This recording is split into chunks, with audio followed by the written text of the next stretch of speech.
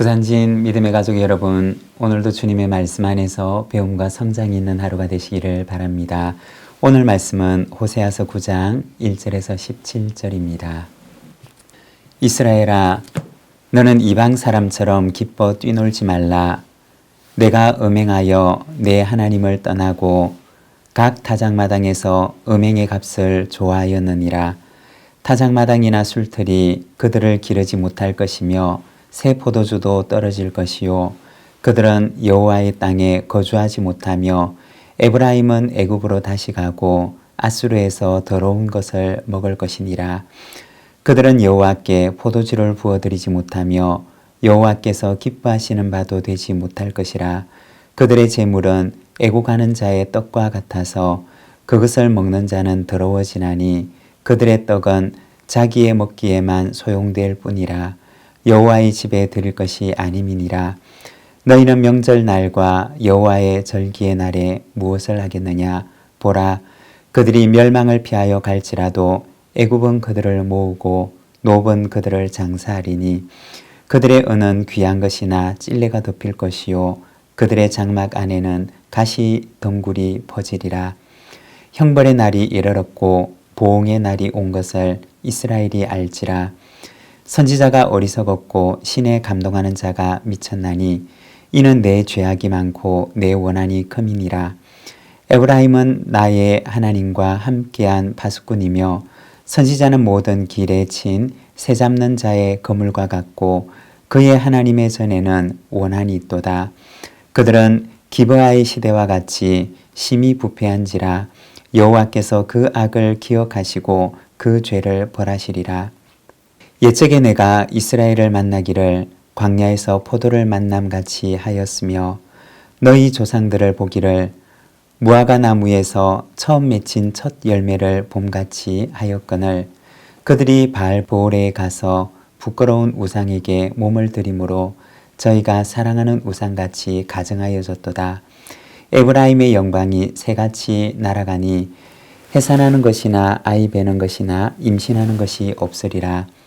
혹 그들이 자식을 기를지라도 내가 그 자식을 없이 하여 한 사람도 남기지 아니할 것이라. 내가 그들을 떠나는 때에는 그들에게 화가 미치리로다. 내가 보건대 에브라임은 아름다운 곳에 심긴 두로와 같으나 그 자식들을 살인하는 자에게로 끌어내리로다. 여호와여, 그들에게 주소서. 무엇을 주시려 하나이까?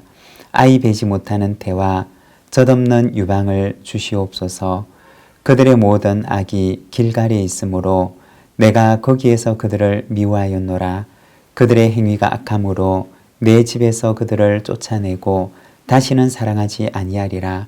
그들의 지도자들은 다 반역한 자니라. 에브라임은 매를 맞아 그 뿌리가 말라 열매를 맺지 못하나니 비록 아이를 낳을지라도 내가 그 사랑하는 태의 열매를 죽이리라. 그들이 듣지 아니하므로 내 하나님이 그들을 버리시리니 그들이 여러 나라 가운데 떠도는 자가 되리라. 아멘. 오늘 우리가 함께 읽고 있는 말씀에서는 애굽과 아수르로 쫓겨나게 될 북이스라엘의 미래에 대해서 말씀을 하고 있습니다. 3절의 말씀입니다.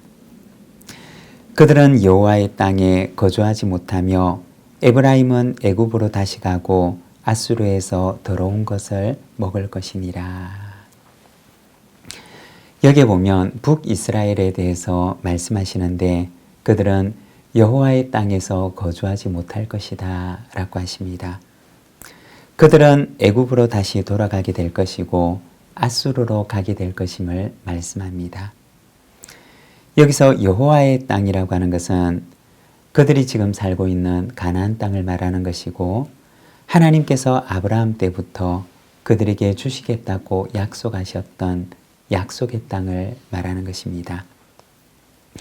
그리고 하나님께서는 이스라엘 백성들을 애굽에서 데리고 나오셔서 조상적부터 약속하셨던 그 약속의 땅을 그들에게 주셨던 것입니다.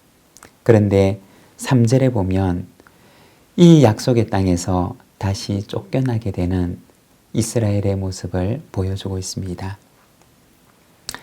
역사를 거슬러서 다시 그들은 애굽으로 돌아가게 되고 앗수르로 가서 다시 노예 시절에 비참한 시절로 돌아가게 될 것임을 말씀하는 것입니다.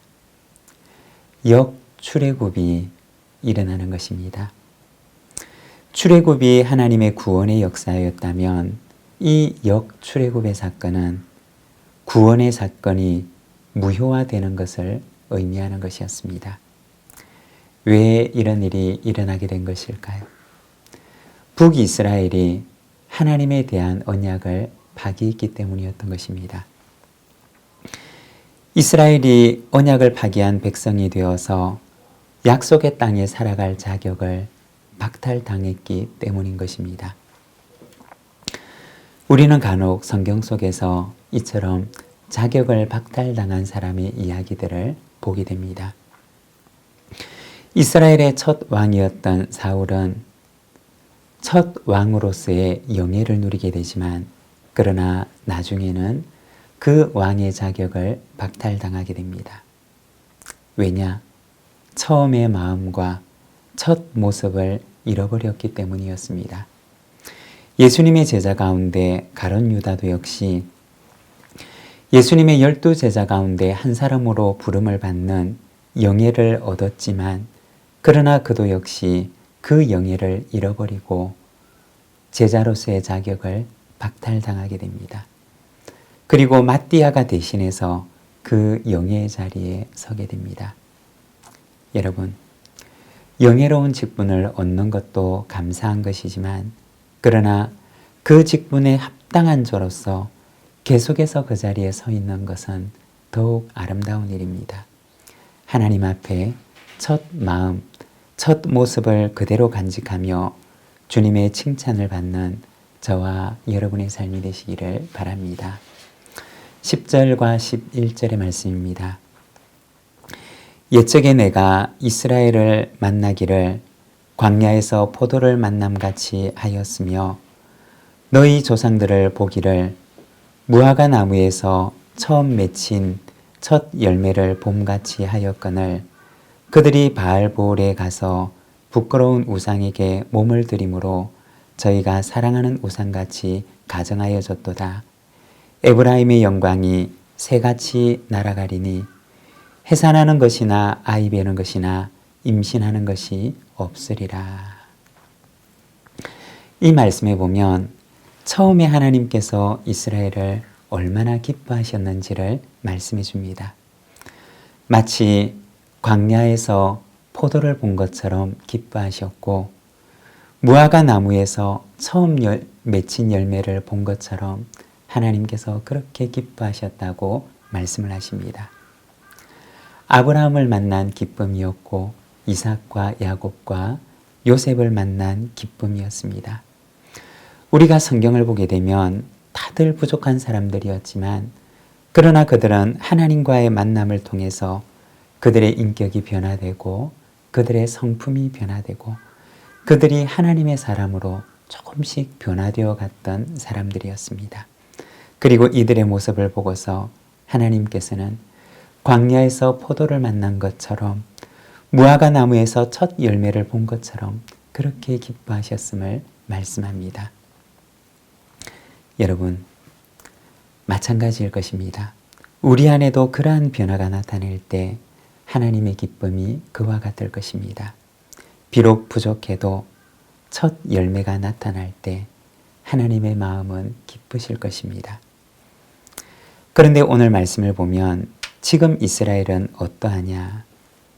하나님을 떠나가서 묵은 가지처럼 되어버렸고 하나님이 아닌 욕망의 종이 되어버린 그들의 모습을 보여주고 있습니다. 11절에 보면 에브라임의 영광이 새처럼 날아가 버릴 것을 말씀하십니다. 여러분, 첫 마음, 첫 사랑을 하나님 앞에 회복합시다. 하나님의 자녀에게 주시는 영광이 새처럼 떠나가 버리는 것이 아니라 떠나간 영광이라 할지라도 새처럼 다시 돌아오게 하시는 은혜를 우리에게 허락해 주실 줄로 믿습니다. 기도하겠습니다. 하나님 아버지 은혜를 감사합니다. 오늘은 호세아 말씀을 통하여서 이스라엘을 처음 만날 때 하나님께서 그들을 얼마나 기뻐하셨는지 우리가 바라봅니다. 주님, 간구하옵기는 오늘 우리에게도 이와 같은 기쁨을 주시고 참으로 하나님 앞에 첫 마음과 첫 사랑을 회복하여 하나님의 기쁨이 되는 저희들의 삶이 되도록 인도하여 주옵소서. 주님, 이 하루를 주께 의탁합니다. 주님과 동행하고 또한 주님과 함께하는 변화와 기쁨이 있는 저희들의 삶이 되게 하여 주옵소서. 예수님의 이름으로 기도드립니다. 아멘.